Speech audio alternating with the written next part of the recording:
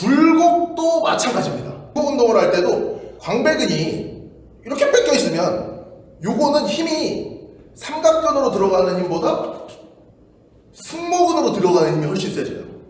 그래서 반드시 굴곡 형태의 트레이닝을 할 때도 견갑을 앞쪽으로 밀어낸다라는 느낌으로 올려야 됩니다. 특히 프레스 같은 운동, 프론트 레이지 같은 운동을 할 때 견갑이 뒤로 뺏기는 게 아니라 앞쪽으로 밀어준다라는 힘을 같이 주면서 했을 때 가장 효율적으로 어깨 관절 입장에서 안정적인 움직임을 만들 수 있는 거죠. 제가 제일 추천드리는 방법은 일단은 완전 초보자분들이라면 머신에서 손잡이가 이렇게 돼 있는 어깨 운동이 아니라 이렇게 모여있는 손잡이를 갖고 있는 머신들이 있어요. 근데 헬스장에 사실 잘 비치를 안 하거든요. 많이는 없어. 우리 헬스장도 없어. 그래서 이럴 때는 케이블로 하시면 됩니다. 이렇게 이제 패러럴 그립이라고 하죠. 보통 당길 때 많이 쓰는 그립인데 이 그립을 사용해서 프론트 프레스 동작을 만들어주는 것도 전면 삼각근을 사용하는 굴곡 운동에서 굉장히 중요합니다.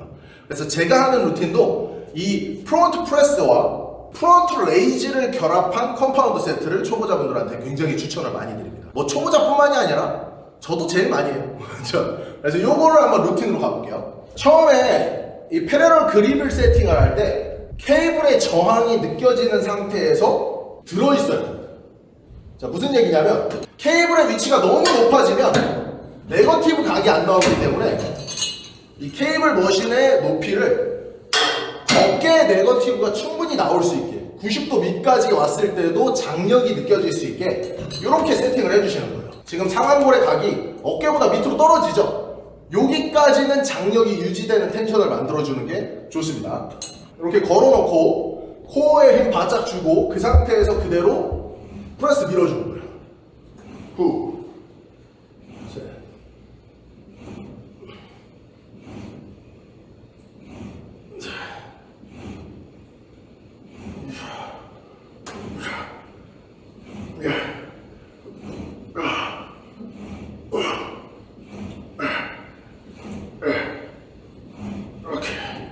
이렇게 그 다음에 바로 컴파운드로 자 프론트 레이즈를 할 때도 마찬가지입니다. 견갑이 뒤로 빠지지 않게 의도적으로 전거근 활성화 라인업 잡듯이 전거근 활성화 시킨 상태에서 그대로 프론트 레이즈.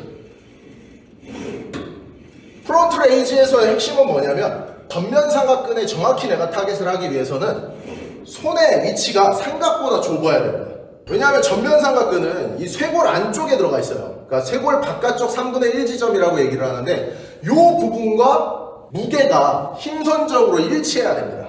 그래서 만약에 이게 바깥으로 벌려지게 되면 그러니까 앞으로 나란히 상태에서 이렇게 바깥으로 벌려지는 궤적을 갖게 되면 전면 삼각근보다 측면 삼각근의 참여율이 조금씩 높아질 수 있습니다. 그래서 확실히 안쪽으로 넣어서 전면 삼각근의 위치와 쇄골 3분의 1 끝지점의 위치와 무게중심의 위치를 일치시키는 게 제일 중요해요. 그 상태 그대로.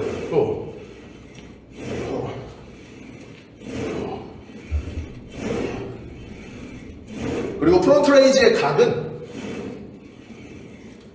내 어깨의 가동 범위가 허용하는 한도까지 이렇게 높이셔도 전혀 상관없습니다. 근데 마찬가지로 레터럴 레이즈를 했을 때처럼 어깨 관절 사이의 공간, 견봉과 상완볼트 사이의 공간이 좁다면 가동 범위를 너무 올리는 건 좋지 않겠죠. 그리고 이때도 견갑이 뺏기지 않게 충분히 앞쪽으로 밀어주면서 하면 어우 어깨 앞에 불타 이해되시죠? 상방회전되는 움직임을 조금만 자세하게 설명을 드릴게요. 이 부분이 어떻게 보면은 어깨에서 제일 중요한 부분이기 때문에 제가 계속 강조를 하는 겁니다. 상부 승모근 같은 경우에는 이제 쇄골 앞쪽까지 연결이 돼 있어요. 이 쇄골 앞에서 후두부로 연결이 됩니다.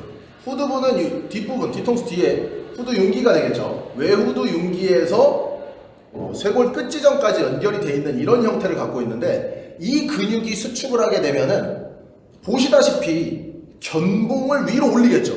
그러니까 견봉을 위로 올리면서 다른 근육들이 아무것도 작용을 안 한다. 그러면은 이 아랫부분에 있는 하각은 바깥으로 돌게 되는 구조를 가지고 있습니다.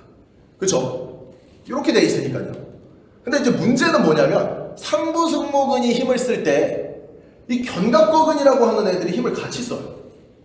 견갑거근은 여기 있는데 견갑거근과 상부승모근이 하는 일이 같은 일이 하나가 있어요. 거상이라는 일. 근데 이 두 개는 견갑골의 회전 입장에서는 완전히 정반대의 근육입니다. 무슨 얘기냐면 견갑거근은 견갑상각이라고 하는 부분에 붙어서 횡돌기라고 하는 목 옆에 경추 옆부분으로 이렇게 붙어 있어요. 그래서 이 근육이 당겨지면 견갑은 바깥으로 도는 게 아니라 안쪽으로 회전이 살짝 되면서 올라가는 구조를 가지고 있습니다. 자, 문제는 뭐냐면 일반적인 직장인 분들은 상부승모근과 견갑거근이 같이 수축되어 있는 특성을 되게 많이 가지고 있습니다. 이 근육 두 개가 같이 수축이 되면 상방회전을 상충시키는 역할을 해요. 그래서 상방회전이 잘 일어나지 않는 구조를 만들게 된 겁니다. 그래서 반드시 운동하실 때 상방회전이 잘 안 되는 분들은 견갑거근도 굉장히 좀 잘 관리를 해주셔야 돼요.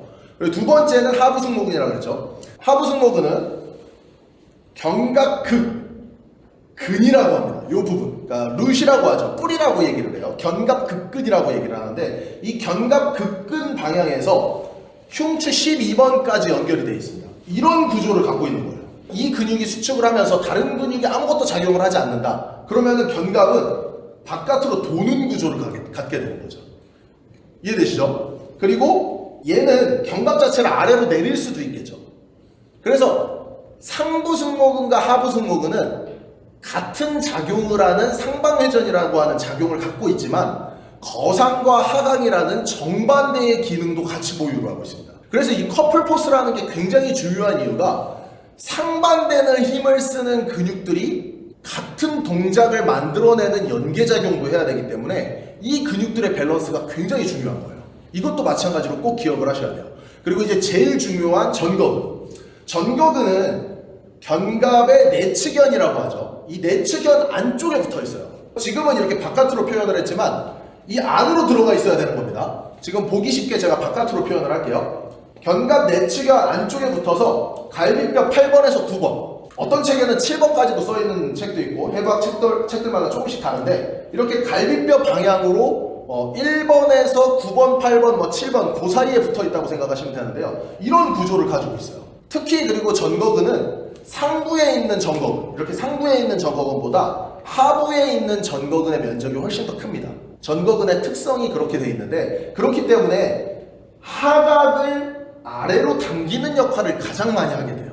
그래서 견갑 자체를 통으로 앞으로 밀기도 하고 프로트랙션이라고 하는 이 동작을 하기도 하고 하각만을 단독적으로 당기기도 하는 겁니다.